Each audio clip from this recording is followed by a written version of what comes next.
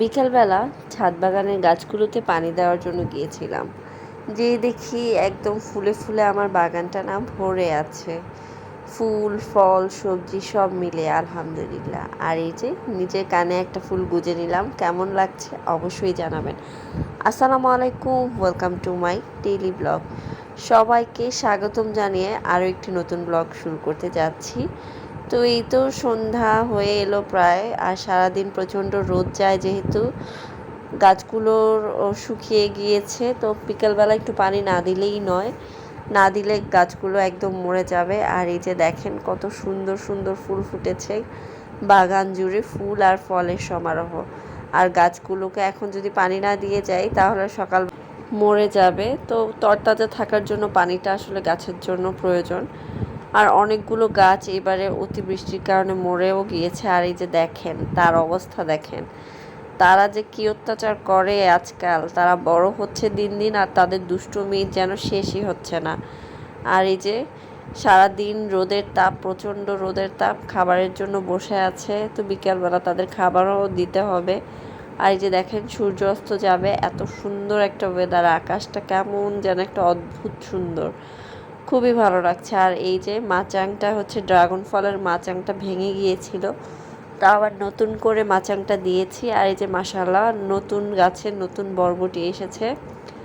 এবারে গাছটা এখনও তেমন একটা বড় হয়নি, বাট বরবটি মাশাআল্লাহ মাশাআল্লাহ ছোট্ট একটা গাছে বরবটি ধরা শুরু হয়ে গেছে। এই যে দেখেন মাত্র 2টা বরবটি হয়েছে।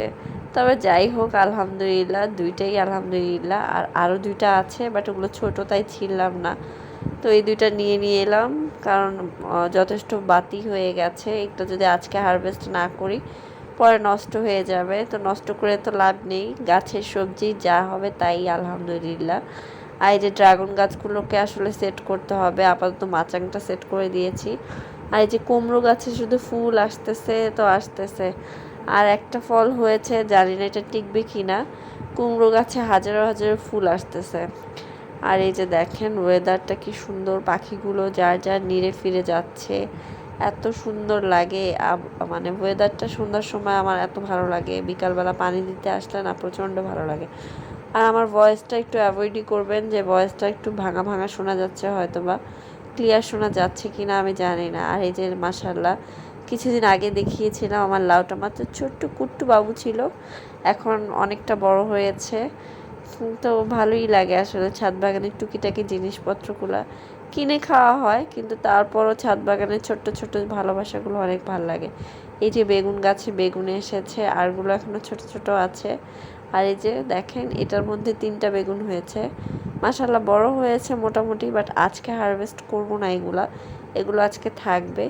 আর জানি না কি হয়েছে, আমার মরিচ গাছটা না হুট করে মরে গেল, কিছুদিনও ভালো ছিল। আর এই যে দেখেন এই ধনিয়া পাতাগুলো নতুন করে এসেছে, সাথে কিছু পেঁয়াজের পাতাও লাগিয়েছিলাম, কিন্তু দুঃখের বিষয় আমার মরিচ গাছটা কেন জানি মরে গিয়েছে। আর লেবু গাছে কয়েকটা লেবু আছে, লেবু গাছেও একটু পরিচর্যা করতে হবে। আসলে সময়ের অভাব, তার উপরে ঠিকমতো ছাদে আসাও হয় না এখন আগের মতো।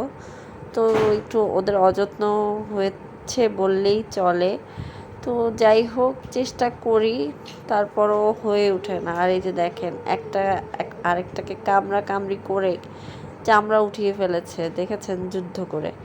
এই যে খাবার নিয়ে ভিতরে গিয়েছে, একদম একদৌড়ে বাসায় চলে গিয়েছে। আর যাই হোক ভিডিওটি কেমন লেগেছে অবশ্যই জানাবেন। আমার ছাদ বাগানগুলো তো আপনারা অনেক বেশি পছন্দ করেন, অসংখ্য ধন্যবাদ আমার ছাদ বাগানগুলো পছন্দ করার জন্য প্রতিনিয়ত।